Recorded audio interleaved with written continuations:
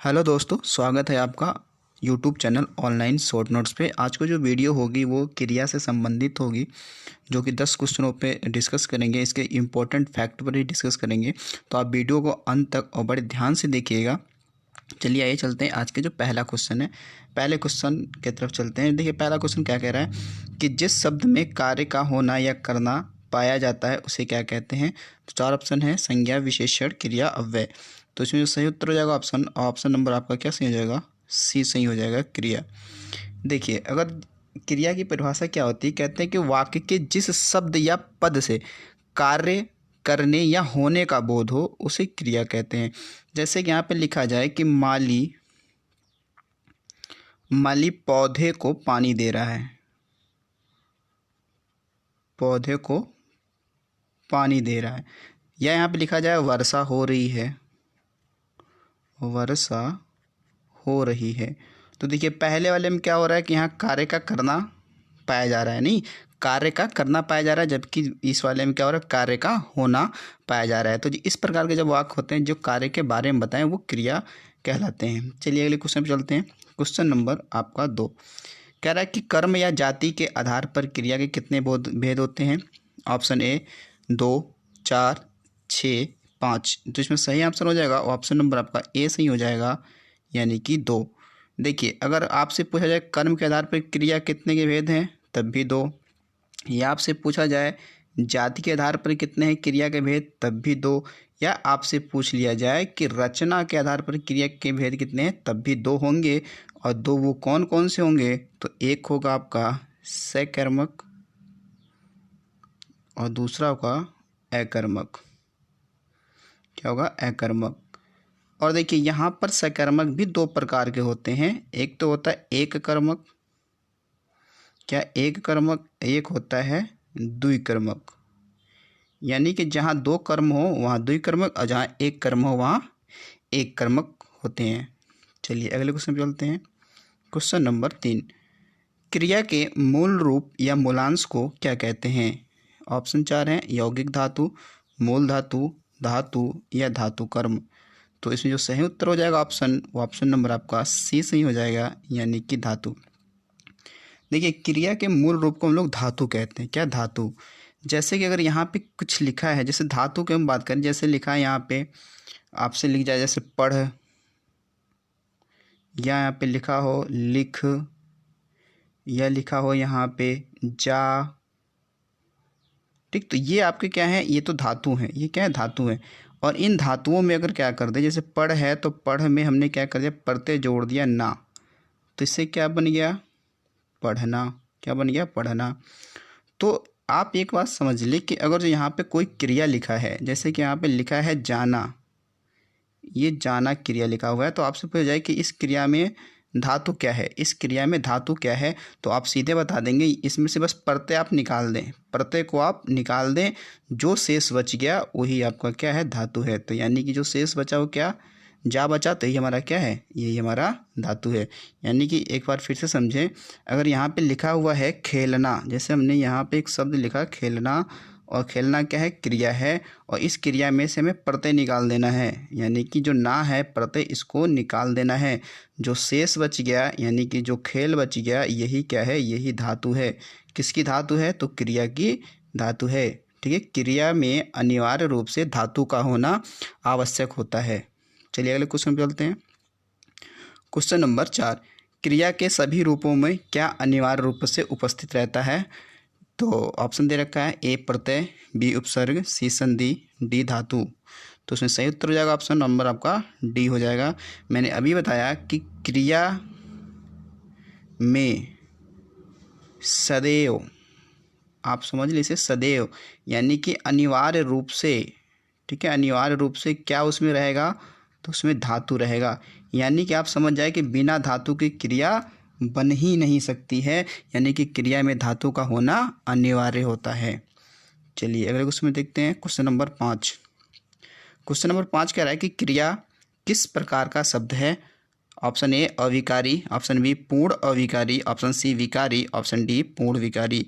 तो इसमें जो सही आंसर हो जाएगा ऑप्शन नंबर आपका सी सही हो जाएगा, विकारी।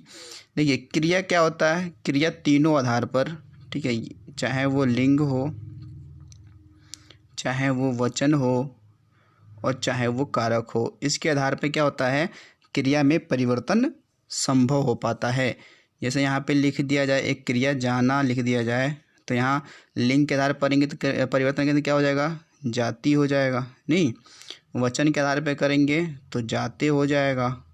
ठीक, तो इस प्रकार से जब देखेंगे तो क्रिया में जब परिवर्तन किया जाता है वो तीनों आधार पे हो सकता है, लिंग, वचन और कारक के आधार पे हो सकता है। और जब परिवर्तन हो जाए जिस शब्द में, तो शब्द कैसा होगा, तो विकारी होगा शब्द। तो इसलिए ऑप्शन आपका सी सही हो जाएगा। चलिए अगले क्वेश्चन में चलते हैं, क्वेश्चन नंबर 6। इसमें कह रहा है क्रिया के मूल रूप में धातु क्या जोड़ने से क्रिया बनती है, यानी कि क्रिया के मूल रूप में क्या जोड़ने से क्रिया बनती है। तो ऑप्शन दे रखे हैं 4, निपात, उपसर्ग, धातु, प्रत्यय। तो इसमें जो सही आंसर हो जाएगा ऑप्शन नंबर क्या सही हो जाएगा, डी सही हो जाएगा, यानी कि प्रत्यय। इसमें साफ रूप से क्या रखा है, यानी कि मूल रूप। मूल रूप का मतलब, क्रिया का मूल रूप का मतलब क्या हो गया, यानी कि धातु, यानी जो क्रिया का मूलांश है।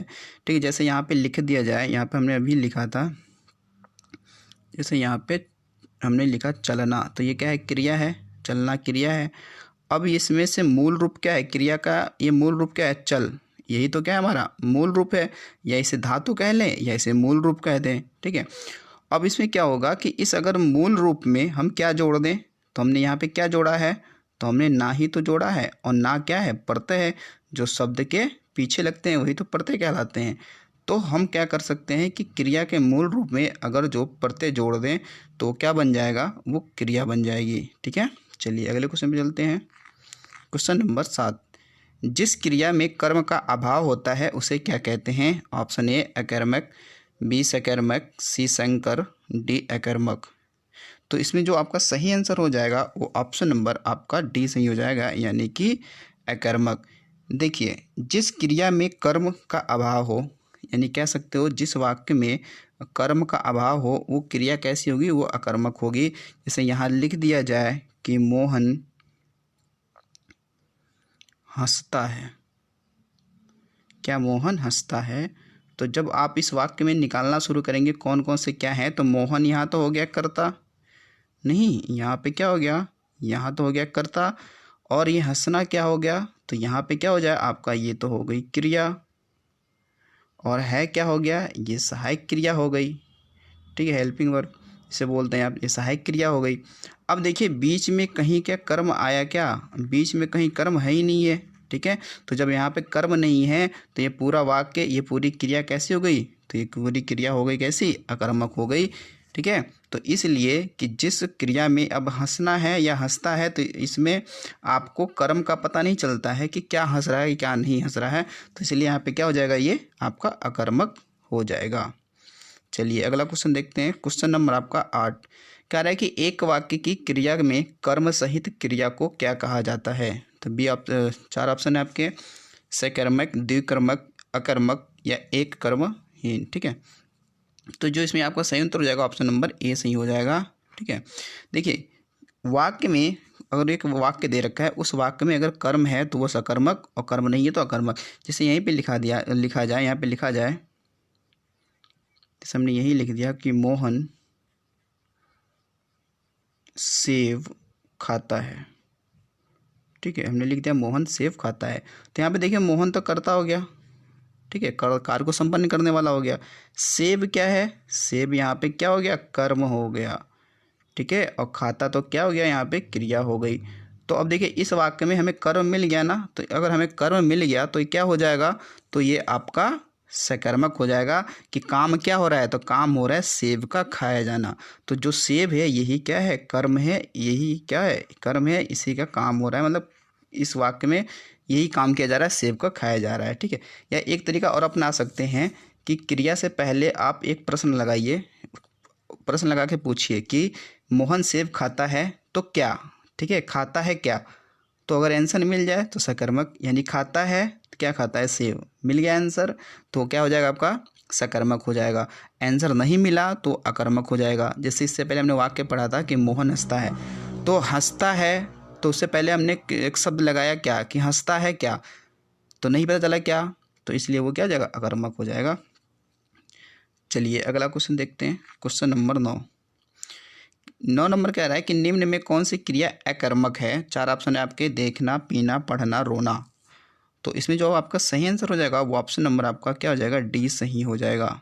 ठीक है, देखिए कुछ क्रियाएं ऐसी होती हैं जो जन्मजात ही क्या होती हैं, अकर्मक होती हैं। वो कहीं भी रहेंगी वो अकर्मक का ही क्या करेंगी, बोध कराएंगी। जैसे हम यहाँ पे कुछ शब्द लिख देते हैं, जैसे हमने यहाँ पे लिख दिया चलना। चलना भी क्या है, जन्मजात अकर्मक है। दौड़ना ये भी क्या है, जन्मजात क्या है, अकर्मक है। फिर उसके बाद में नाचना, फिर उसके बाद में आपका रोना, फिर उसके बाद में आपका सोना, फिर उसके बाद में आपका हंसना और फिर बोलना। ठीक है, बाकी आगे मतलब ETC आगे। ठीक है, तो आगे भी इसी प्रकार के कई सारे होते हैं। तो ये क्रियाएं ऐसी होती हैं, ये जन्मजात ही अकर्मक होती हैं। ये क्रियाएं कहीं भी रहेंगी वो अकर्मक का ही बोध कराती हैं। ठीक है, ये क्या कहते हैं, अकर्मक का ही बोध कराती हैं। चलिए अगला क्वेश्चन देखते हैं। क्वेश्चन नंबर 10 और ये आपका अंतिम क्वेश्चन होगा। देखिए इसमें क्वेश्चन क्या कह रहा है कि नीचे लिखे शब्दों में सकर्मक क्रिया की पहचान करें। तो आपके 4 ऑप्शन दे रखे हैं, हंसना, सोना, नाचना, खाना। तो इसमें जो सही आंसर हो जाएगा वो ऑप्शन नंबर आपका डी सही हो जाएगा, खाना। आप इससे पहले ही पढ़ चुके हैं कि हंसना क्या है, अकर्मक है, सोना भी अकर्मक है, नाचना भी क्या है, अकर्मक है। तो सही आंसर क्या हो जाएगा आपका, ऑप्शन नंबर डी सही हो जाना चाहिए था, खाना। देखिए खाना जो है ये आपका क्या है, सकर्मक है। पीना भी क्या है, सकर्मक ही है। देखना क्या है, तो ये भी सकर्मक है। रंगना क्या है, तो ये भी आपका सकर्मक है। देखिए अब यहाँ खाना है ना, तो खाना है तो कुछ ना कुछ तो खाया ही जाता होगा। तो यहाँ पे कर्म की संभावना है। तो देखिए जहाँ संभावनाएं भी रहती हैं वहाँ पर आपकी सकर्मक क्रियाएं भी होती हैं। जैसे देखना है तो कुछ ना कुछ देख रहा होगा, चलचित्र देख रहा होगा, कोई सुंदर दृश्य देख रहा होगा, तस्वीर देख रहा होगा। ठीक है, पीना है तो कुछ ना कुछ पी ही रहा होगा। ठीक है, रंगना है तो दीवार भी रंग सकता है, पेंटिंग भी कर सकता है। ठीक है, तो ये यहाँ पर संभावनाएं होती हैं, तो वहाँ पर सकर्मक क्रिया भी होती है। ठीक है, क्या होती है, सकर्मक क्रिया होती है। तो इस तरीके से आपके 10 क्वेश्चन एक क्रिया के थे आपके पूर्ण हो गए। तो आई होप आपकी ये चीज़ें समझ में आई होंगी। तो आपको वीडियो अच्छा लगा हो तो लाइक शेयर सब्सक्राइब जरूर करिएगा। ठीक है, तो मिलते हैं अगले वीडियो में। तो थैंक्स फॉर वॉचिंग।